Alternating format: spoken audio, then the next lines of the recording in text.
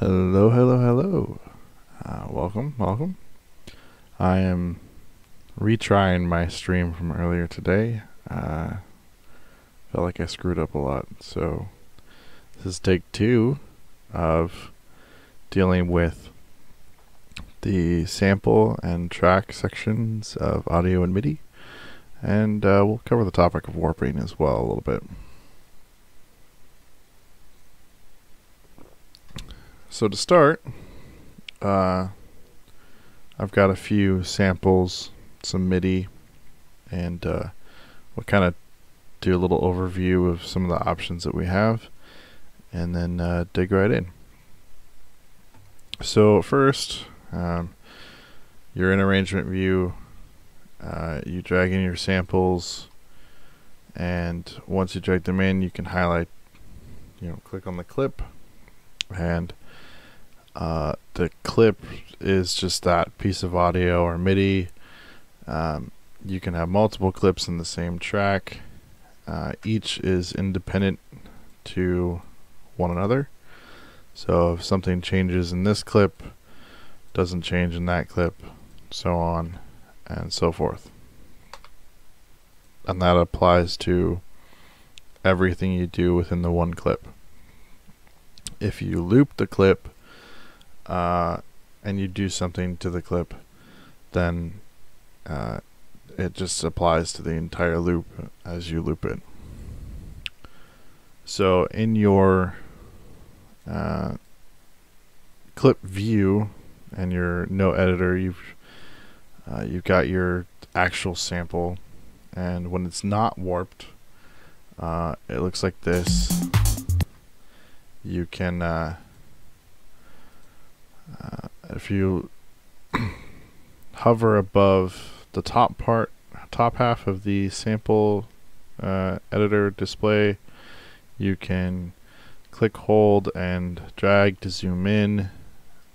If you have a long sample, you can drag to the left and right to sweep through the sample, and then at the bottom you get a little speaker icon, and you can click there and it starts.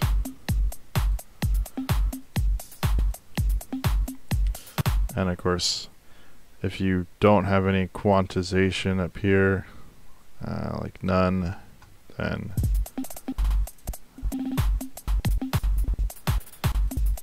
as soon as you hit the speaker, it won't do it. Whereas if you have a quantization, it will do it in time.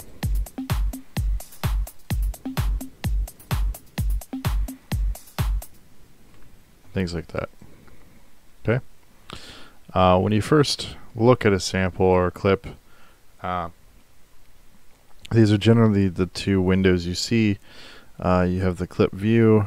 You can change the name of the clip here. So I can put drum loop, and it changes the name of the clip up. And the arrangement view as well, you can choose the color. So if I want this to now be purple or magenta or whatever color I want, then I can change it. The time signature of the clip, I always work in 4/4, so I never change that. And then underneath is a groove, the clip groove, which revolves around your groove pool. So underneath your browser, there's a little groove pool button where you can show and hide all of the grooves in your groove pool. If you don't have any grooves in here, the easiest way to find it is in your user library, and then your grooves, and there's by default grooves in this folder. The MPC swing gives you a percentage, swing percentage like 55% up to 75%, double down, some others. This is in 8/1/8 notes, excuse me. Then you have 16th note swing, things like that. And essentially, if we were to take a groove here, say this one, and you can quantize it, you can change the timing of it, you can give it some random velocity changes, things like that. And then in the drop down you have all your grooves, and you can apply it, and essentially it adjusts the groove. Now because it's not warped, and we cannot commit a groove to it, but what we can do is hit the warp and then commit the groove, and it adds its swing throughout the clip to apply that groove. We'll talk about the markers and all that kind of stuff here in a second when we talk about warping. So I'll undo that for now. Can leave that on there for now. You have the sample view, which you can see your sample location in the browser. You can also see it down here, listed where it is in your File Explorer or Finder for Mac, things like that. It also shows you the sample rate, bit, and channel that it was recorded as. So 44.1 kilohertz, 24-bit, 2-channel stereo. You have your edit, which if you had a sample editor, I don't. I find the DAW just to be a good enough sample editor in itself. I don't need another program. But if you had something like Audacity, or I think it's Wavesaur is another one, you could throw that on there. Save. This will save the clip settings.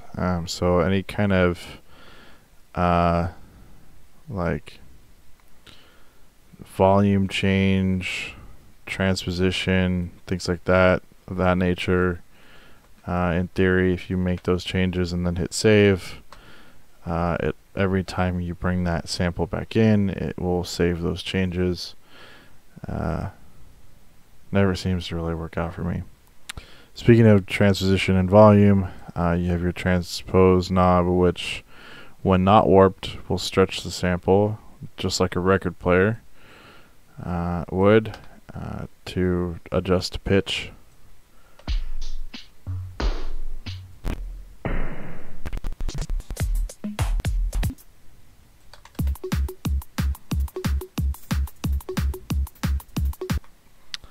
Yeah.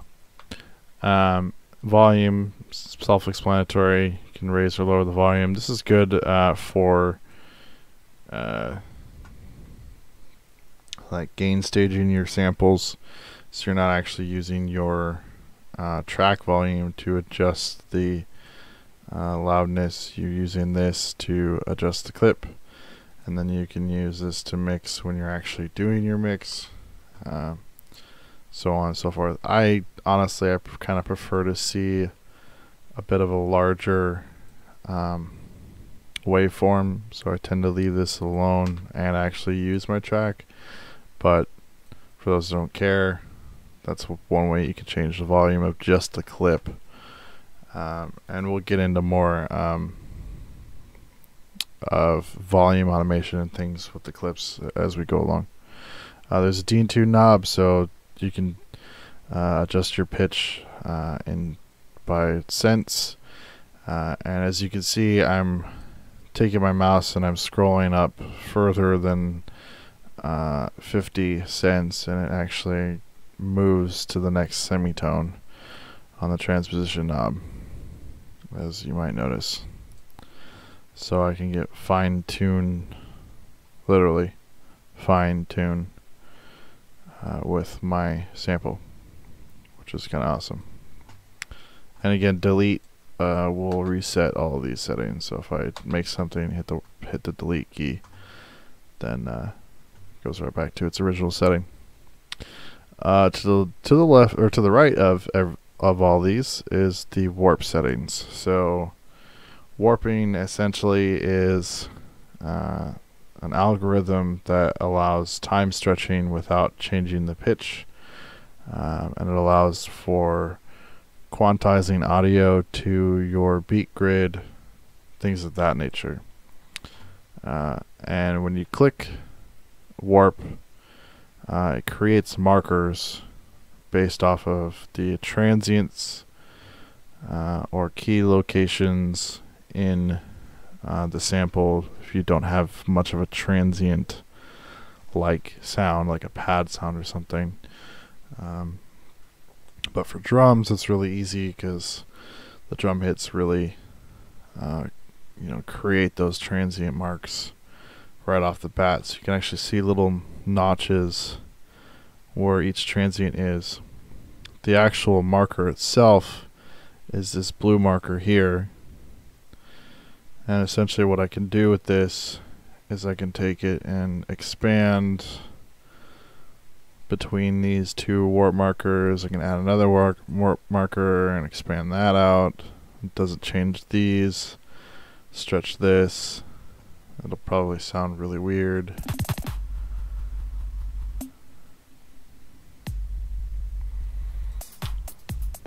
But you can get a little crazy with it. And if you don't have a warp marker at the end, like so, then the rest of the sample will just stay the same. For something like a drum loop, if you know the original tempo, that's key because you can set the original tempo of the sample using the segment BPM, which if we rewarp everything, I know it's 128 BPM.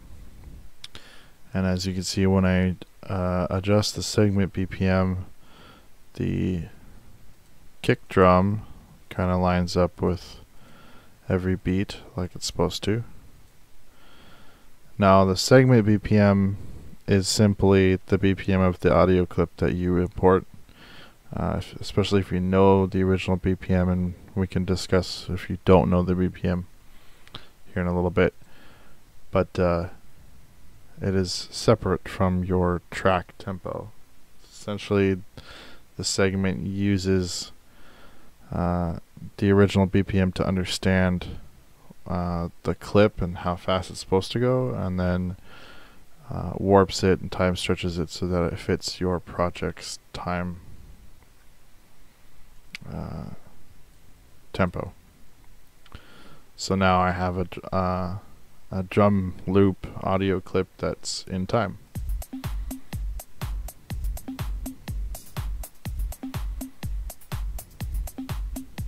Perfect. Now let's say if I want, I can have the original tempo to make it double time. I can double it so that it's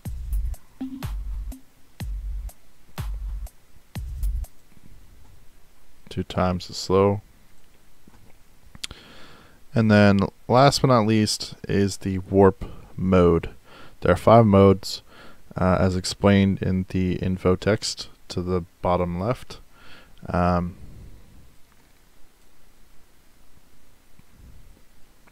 The beats mode is, as it would imply, is really good for rhythmic audio like drum loops, percussive things, even like effects at times, depending on how you play it. In beats mode, there's what it considers a granulation, resolution, preservation. So what it chooses as far as a division of beat to figure out where the transients are, or if you want to create your own transients based off of just a simple 1 bar, half bar, quarter note, 8 note, 16 note, or the actual transients themselves, you can do that. And then these arrows down here display whether it's going to play once through and stop, loop over and over and over again just forward, or loop forward and then backward, and then just go back and forth to maintain pitch and volume. One cool thing is if you do it just once, this 100 becomes kind of like a release knob for like a ADSR type style release, so you can actually shorten the sample.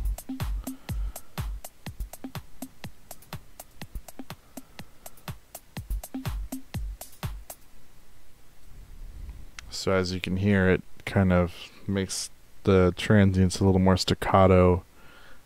There's not as much tail or release to each of the transients in the beat.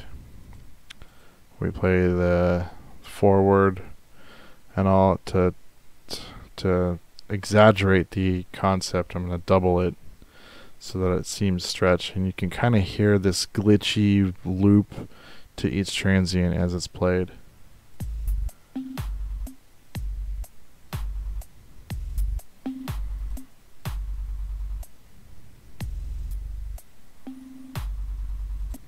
For context, I'll put it on complex, which deals more with like full audio clips with both drums and music, and stretches it using an algorithm that actually maintains somewhat of a smoother, more natural time stretching, and you can tell the difference between complex and beats.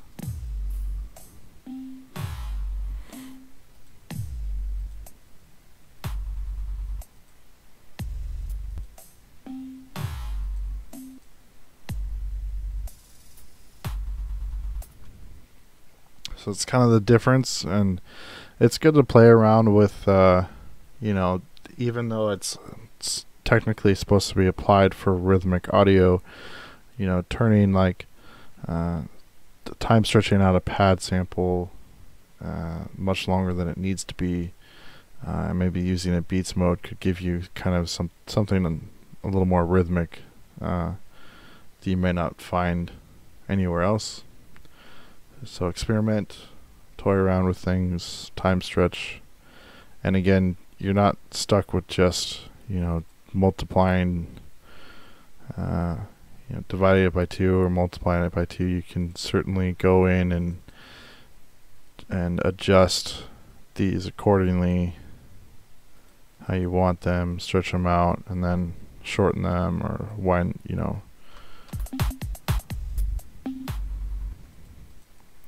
Then maybe take the whole thing and double it up or something.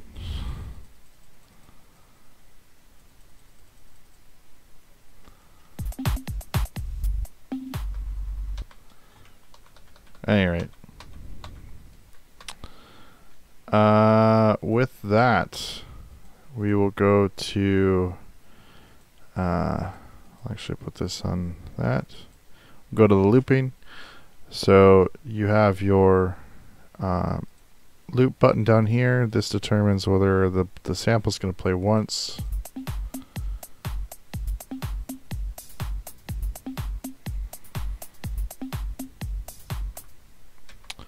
or if it's going to loop over and over and over again. And when you drag a sample in, depending on the sample, it might actually loop for you automatically. You can tell by whether the switch is on or off. And then when you stretch something in the arrangement view, you can actually see little notches of the loop, the sample looping back to the beginning. And again, as I said before, when you change something to a loop, it adjusts accordingly. So if you stretch this out further and further, one change will affect the entire clip, despite it being looped. If you were to Control E or edit the clip and turn it into 2 separate clips, then obviously one change would affect one and another change would affect the other.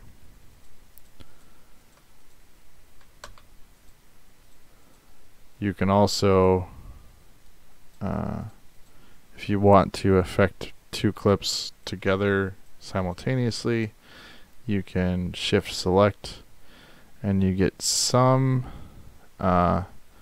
options that you can You know, it says 2 audio clips with different warp markers are selected. Very limited on some of your options as far as, you know, you can transpose them at the same time, change the volume at the same time. It'll even tell you that one volume is different than the other. You know, but you're changing them relative to each other, so it's kind of neat. Same thing for detuning, things like that, as well as whether it's warped or not, things like that.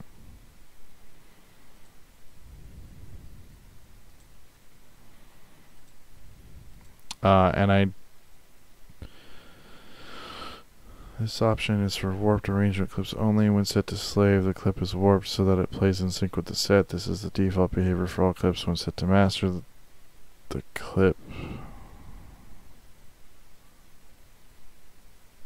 plays as its natural tempo, as if warp was off, and the set's tempo is adjusted to match the clip.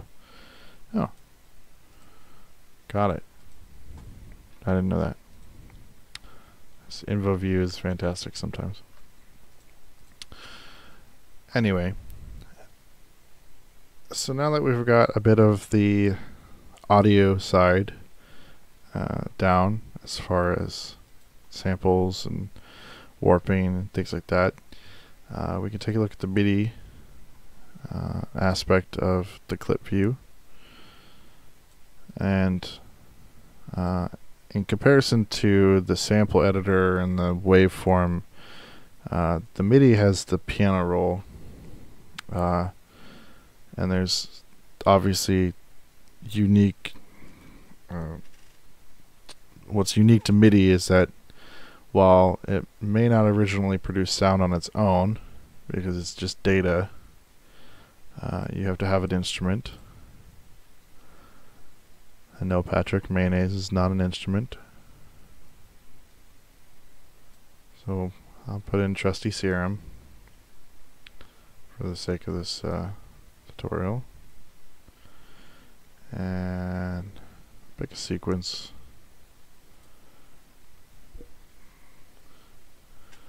And I'll play a note. Turn my push on. Thought I had it on.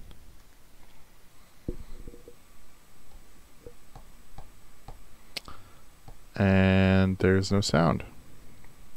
Why is there no sound? Because something's soloed.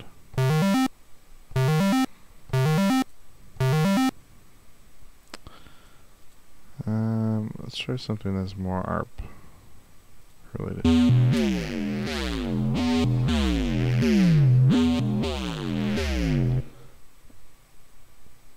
Cool, that works.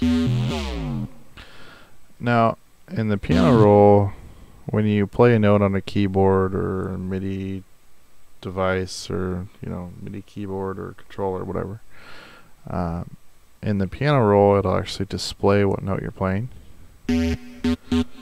in the color. It'll color the key. You can also draw in, or whatever note you want to do.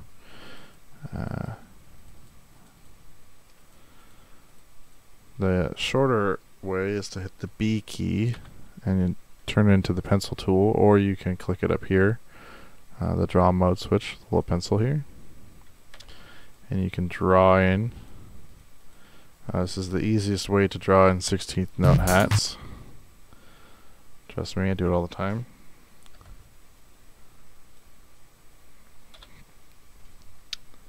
And then of course under each MIDI note you have your velocity down here at the bottom, so you can have just the velocity of your MIDI note.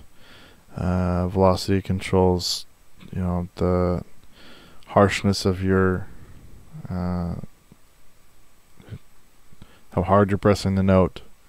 Velocity could also be, depending on how you set up your synths, can be used as an expressive. You can have velocity adjust certain automational options, modulators, essentially.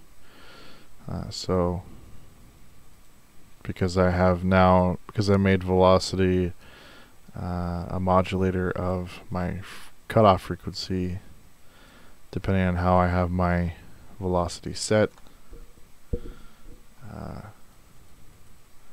That will affect how much filtering is. Let's try a better patch.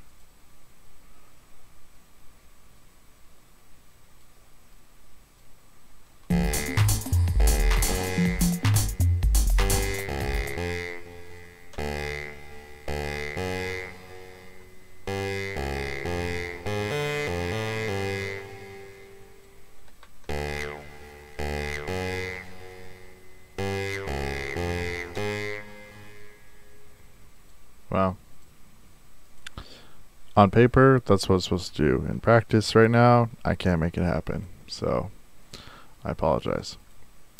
But in theory, the velocity can be used as an expressive modulator.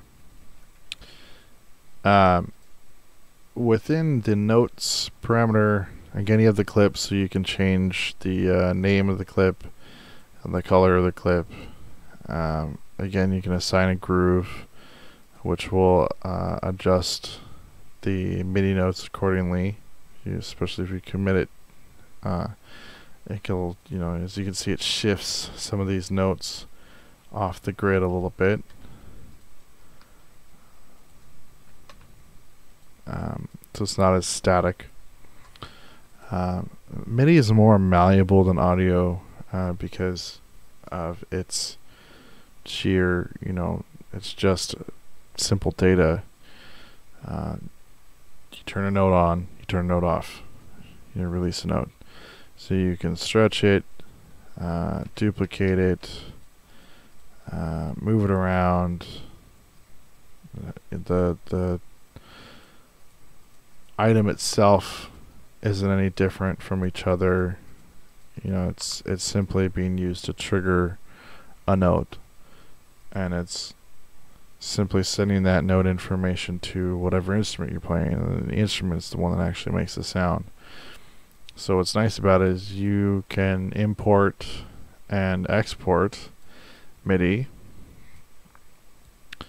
So let's say, for example, I'm going to change the patch, make this more of a pad sound.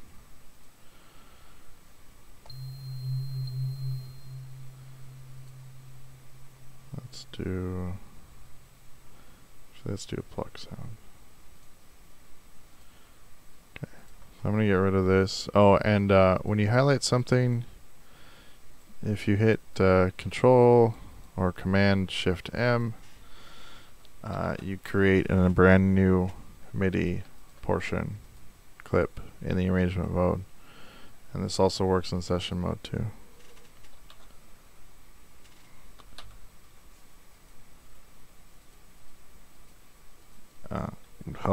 Help to be on a MIDI track. Alright. Okay. Command does not work on audio, just so you know. So the cool thing about MIDI is you can save MIDI.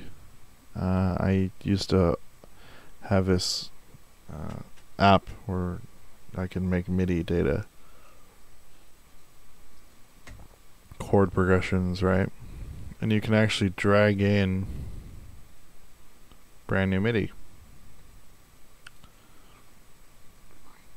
MIDI does have its own tempo, so if you want to import the tempo and time signature of the original data arrangement, you can. Otherwise, you click no, and when you click no, it just automatically adjusts to your track tempo.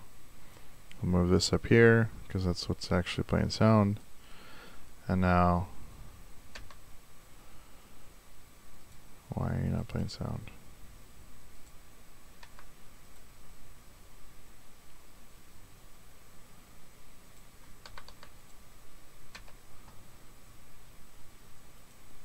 What the hell, yo?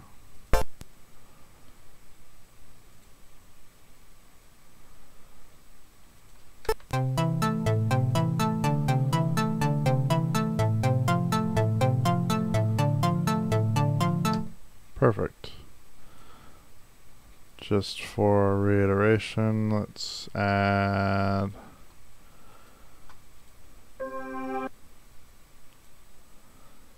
pad sound supposed to go with it.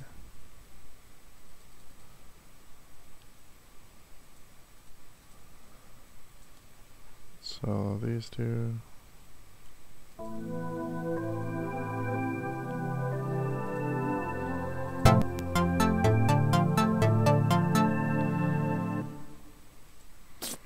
Now again, you can also loop MIDI, so as you stretch it out, it loops over and over and over again. Looping MIDI is always recommended. I don't know why Serum has to just want to be open.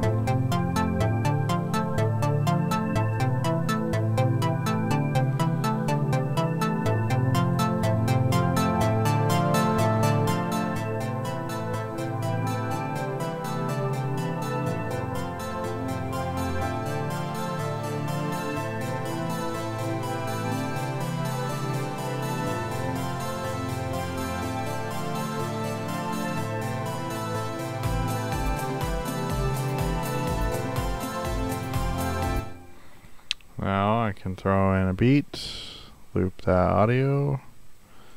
Now I have audio and MIDI.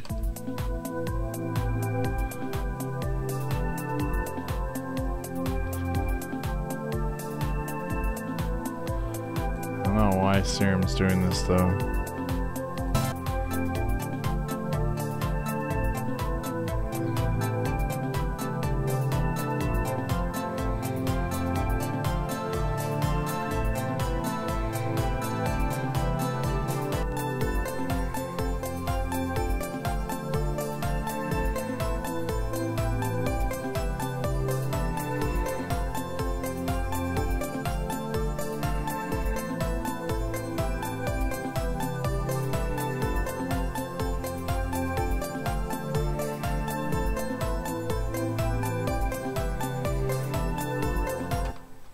Here's a cool thing, you can control A, Command A on Mac, and you can stretch all of them at the same time.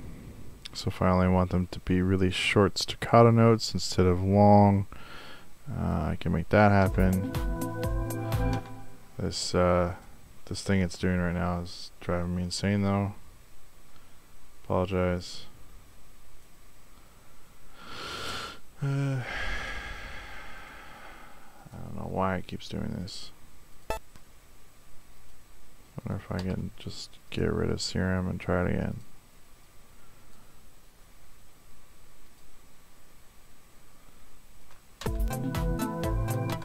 Why do you keep going to feed the mouse? I don't want to feed the mouse. What the fuck? Okay. I really hope I'm not having problems with Serum right now. It looks like I'm having problems with Serum right now. That's awesome.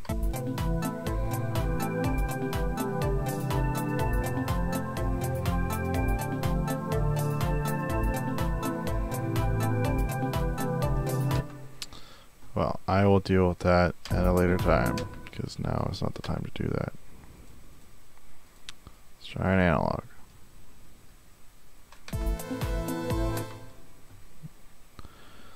Let's try plucky analog.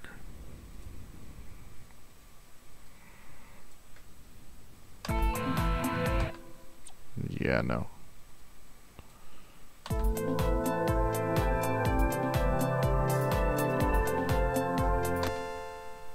Cool. So as you can see, there's many different things you can do with MIDI. You can apply them universally to any instrument. I can change a pad or change the instrument or even change the VST entirely, and it applies it all the same.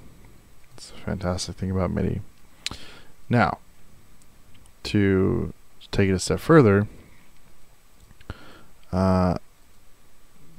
musically, every scale is basically the same set of notes, right? An A minor is essentially all the white keys. So what you could do is you could take A minor. I've done, well, correction. I watched somebody do it, and I started doing it, and then apparently they had a download of every single major and minor key, so I downloaded it. I don't know where I got it, but I can show you how it's done very easily. So you start with the root note of A, and you follow all the white keys. Alright, and put a note. Take the pencil tool, just go note by note up the white key.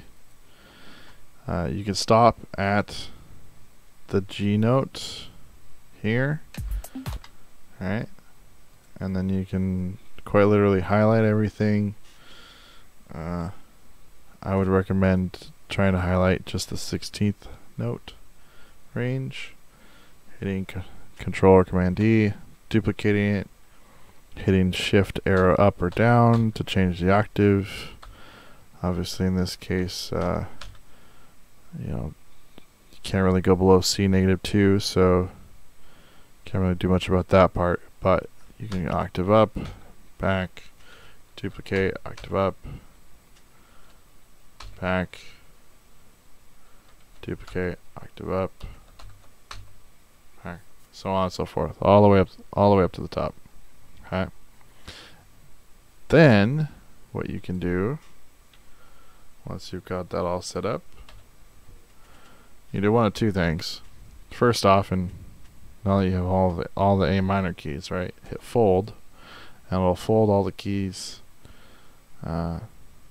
All these notes are behind the first bar, so that they won't get played if you put an instrument in there. So you put an instrument in there just for the hell of it.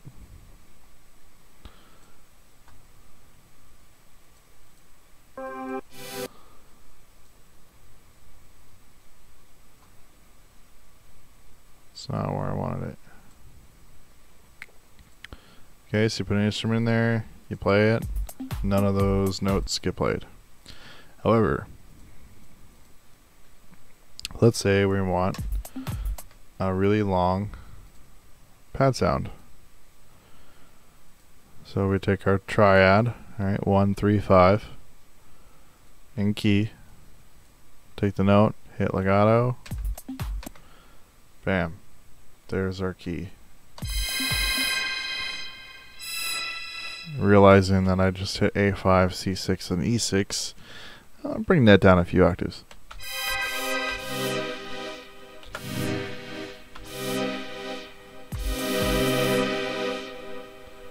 A minor. Done. Right? And what you can do, now you can fold this, or unfold it, rather, and because the fact that a minor scale is separated, whole step, half step, whole step, whole step, half step, whole step, whole step, it's the exact same. So if you just take those sets of notes, right? Let's turn the preview off for a second. Take those notes and you highlight them, and then let's say we move the root note to A sharp 1 or A sharp -2. Now you have A sharp minor, B minor, C minor, C sharp minor, D minor, so on and so forth, because they're the exact same spacings for the minor keys. So what you can do, you can do like me and have in my MIDI every key known to man in both Camelot and actual key labeled, done, easy. The reason why I have them in Camelot as well is because if I want to make a song, like a quick track in a specific key that I want to play out as a DJ in one of my sets, like if I'm missing a song that needs to be in 6A,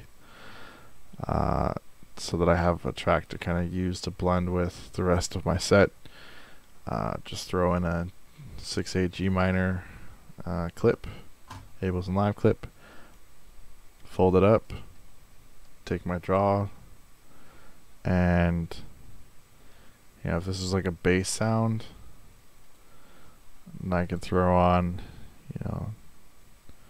throw down a bass hook idea real quick. Nothing to it. It may not sound great at first, but use the trusty Juno. I'll open up the clip.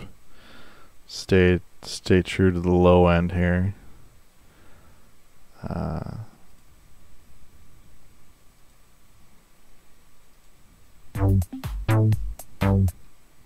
Yeah, that sounds like crap, but you get the idea, right? Or you can be cheap like I am and just use a bass loop. Audio bass loop. Right?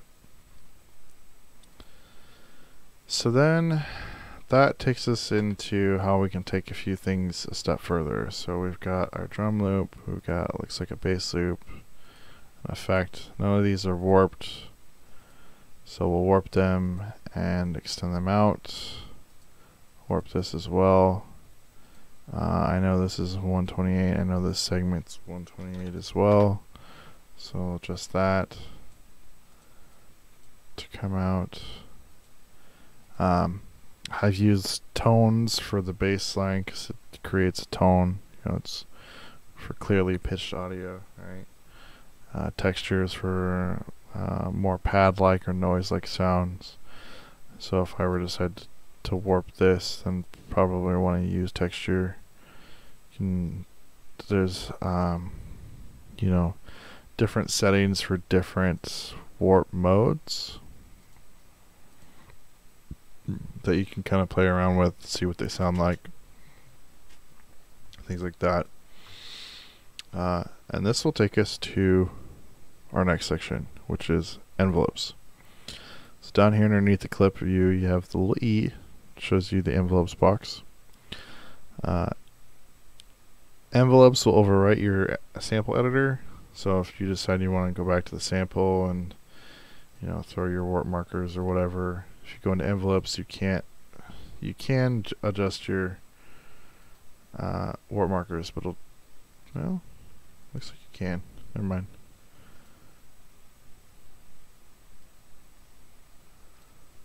I don't know what that little. Oh, it's simply a display. Never mind. Forget my last statement. So if you click on the arrow, it'll show you and display what you need to do all of your modulations. Now, originally you'll only see clip, and you have a few modulations you can use: volume modulation and transposition, obviously volume and pitch. So volume is really easy. You can if I was solos, I really only want this, right, for whatever reason. So I take that out, and essentially it's the same loop, so I can just loop this down to a bar. And now if I were to put loop on, creates my notch, loops out every bar, but I want this part, so I want the rest of the tail anyway. Let's bring this down. And it clips off a little bit, so we can give it some fade out.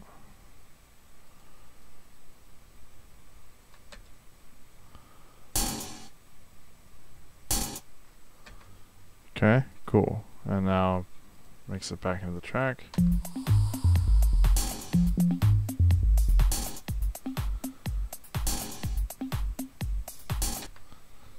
Cool. Bass line, same thing, loop it.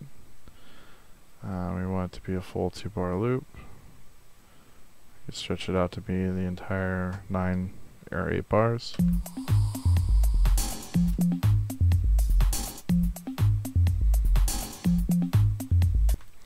So the cool thing with volume modulation is that you can change an existing loop and tweak it a little bit to make it your own, essentially, or steal, essentially, snag little snippets of a loop and apply them. You obviously will still see the original loop as it was intended to be, shown. If you don't want to see them, what you can easily do is just freeze it and then flatten it, and then you'll get just the sound that you modulated out of. Alright, if you don't want to do that, well, there's no other alternative. So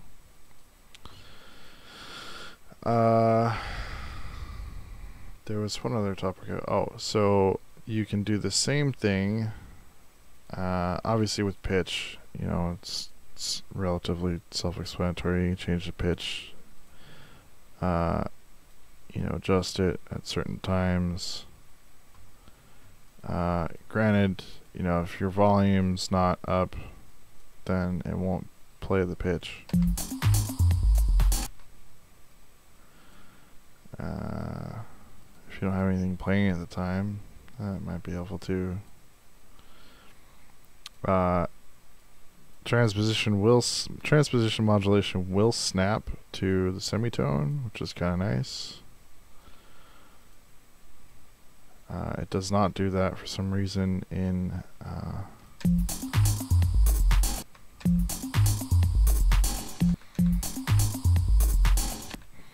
doesn't do that for some reason in arrangement mode, which is quite annoying, to be perfectly honest. So I tend to do a lot of my pitch modulations as an envelope, or transposition anyway. Okay.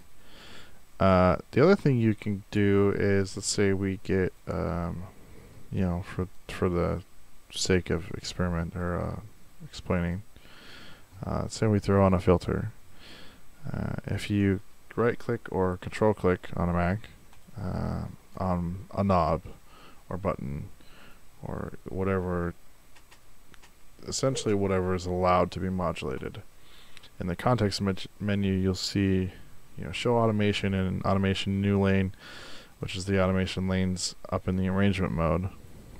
Or you can do show modulation, which then allows that option to be a part of your envelopes, and then you can create breakpoints and your lines, modulation lines, using that, and it gives you plus or minus 50%, or basically 0 to 1.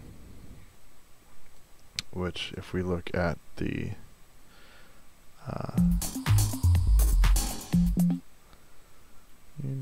come on.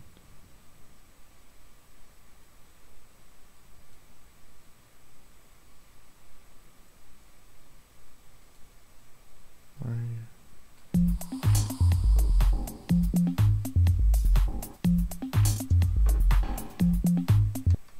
So you can kind of see the green. I'll extend it out so it's a little more exaggerated. So the green dictates where the frequency actually is. And again, it's 0, negative 50%, 0 is the center mark, which is kind of like a bipolar way.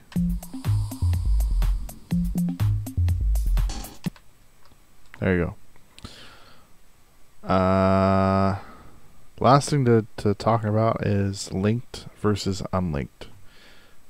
So if you have a loop, if it's unlinked, it does not matter how long of a loop the sample is versus the envelope.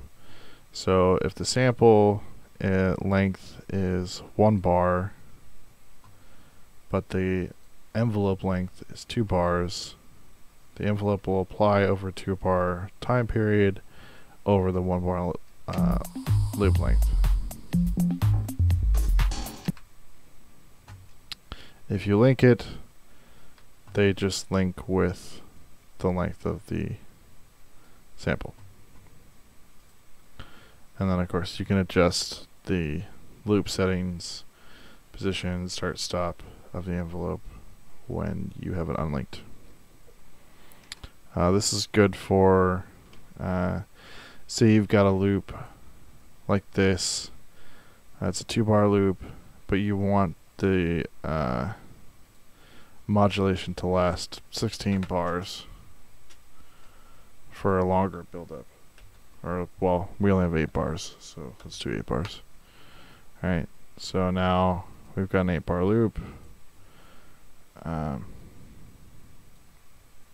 change the filter setting so it's not as drastic. Like that. And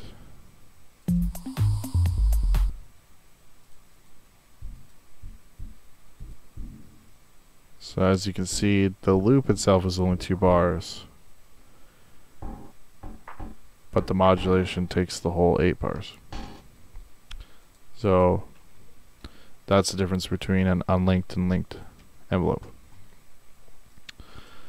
Taking all of that into consideration, you can certainly come up with very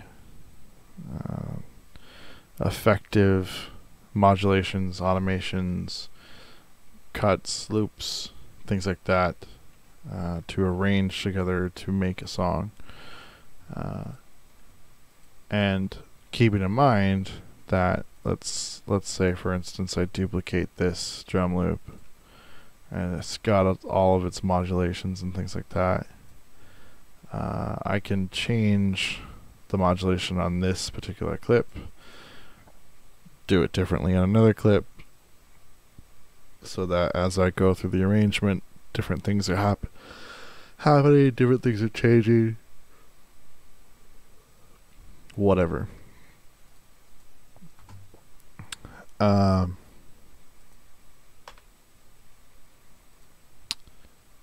As far as envelopes applying to MIDI, they do very similar things in terms of modulating.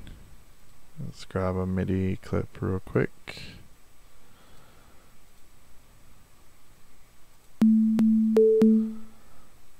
Sure, that works.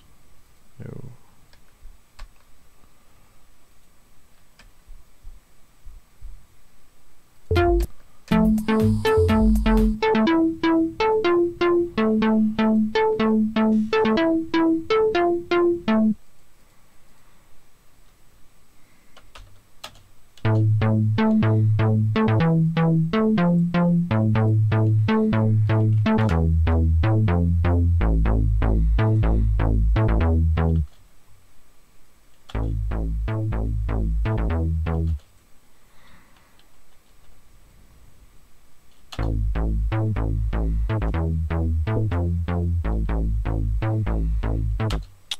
So with envelopes, you can control a lot more in terms of information. Now keeping in mind MIDI is again data, so with MIDI you can actually send CC information for controlling voltage controlled parameters. The basics obviously being pitch bend, modulation, foot pedals like sustain, things like that, aftertouch. You can even get down to pan, expression, changing effects. with MIDI, that's more in the lines of using this to control external hardware devices through your audio card or audio interface. So if you don't have any hardware, the CC doesn't really apply. However, most hardware with a MIDI input may or may not allow CC input as well, which then you could use this to modulate whatever knob or parameter within the hardware.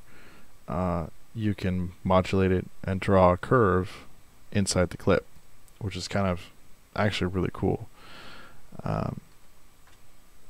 And you have the standard, there's 119 here. Most CC values go up to 127. I believe there's reservation for, I think, 120 to 126, because you get pitch bend and channel pressure as well. But regardless, this is good. The things I would control really are just pitch bend, modulations, the mod wheel. So if you have some mod wheel with your instrument or synthesizer, pan, expression, things like that are all controlled here. And again, if we're using any VST or instrument, we can right click show modulation, and again it comes up as a parameter so in the clip, and we can modulate that parameter as well within the clip. So very similar applications as far as modulation between audio and MIDI. MIDI just gives you a lot more control over the actual clip itself, versus and the instruments as well, considering it's your own synthesizer versus just an audio file and effects affecting it. So MIDI is a lot more versatile when it comes to doing envelopes. And again, linked versus unlinked is exactly the same. It does not vary between the two. One thing I forgot to talk about MIDI in the notes section is you have a little bit more flexibility as far as how you can manipulate the MIDI in terms of doubling it. You can double, halve, you can reverse, invert, legato stretches everything out, so to the next note. So if I hit legato, then that expands out to the next touching note. It's more drastic if I do something like this. So it expands out. If I have one note, it goes the length of the loop. So take the one note, hit legato, and it goes out the whole way. You can duplicate the loop, and that's what you've selected.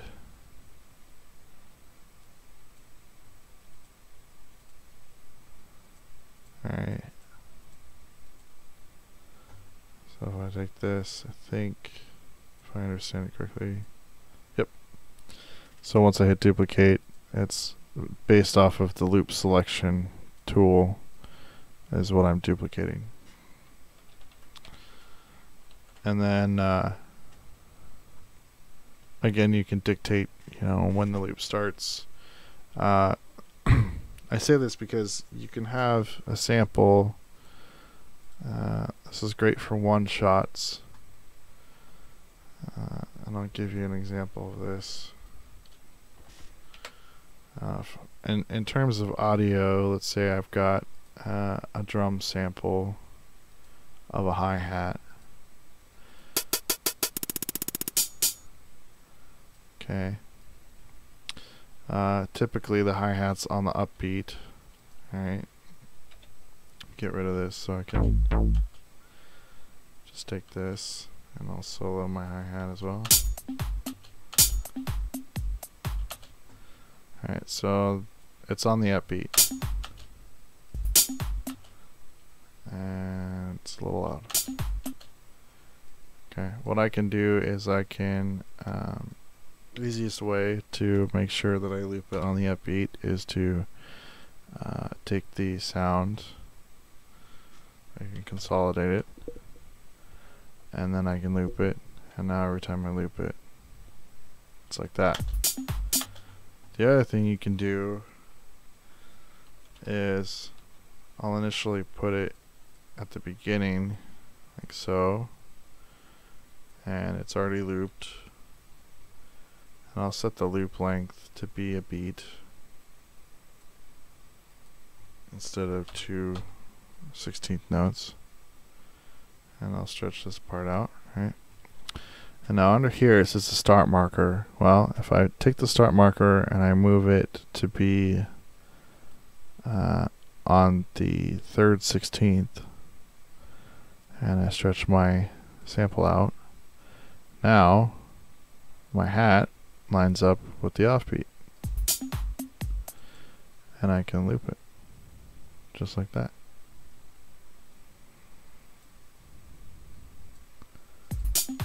So it's essentially the start marker is where the downbeat is going to happen, and because it's looping, once it gets to the end it comes back, and at the very beginning the sample starts on the offbeat. Same thing applies to MIDI. I can change the start point of the MIDI, so as you can see, as I adjust the start point, the notes kind of shift left because it's changing the start point and then where it's going to loop back. So you can kind of adjust the phrase a little bit too. That doesn't have to be the exact way it was played. I could start on this F and then it adjusts differently.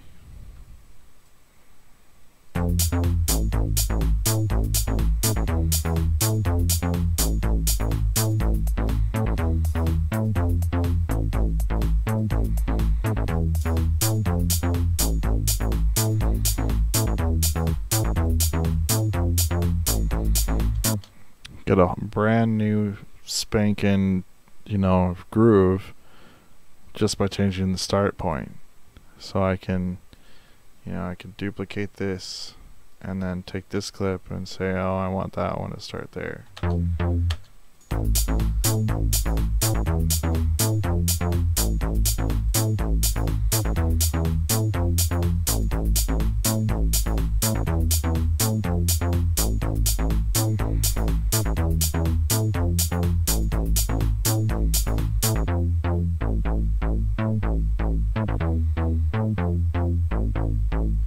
Same loop, didn't do anything, all I did was just adjust the start, and it's got a different feel to it. So that's the start point, just doing that. What you can do with that. What else can we talk about this view? I think that covers just about everything.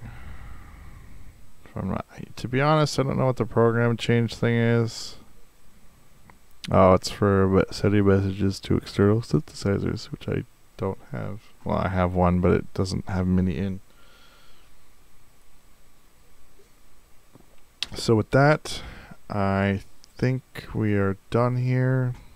Hope you guys enjoyed it. I'm actually a lot happier with this take than I was with my first one. I got everything covered without sounding like an idiot, so at least in my opinion. Let me know what you guys think. If you want me to keep going, absolutely more than happy to keep making these. Helps me too, so let me know. I want some feedback. I'm not getting feedback. Give me feedback. Enjoy making music. Later.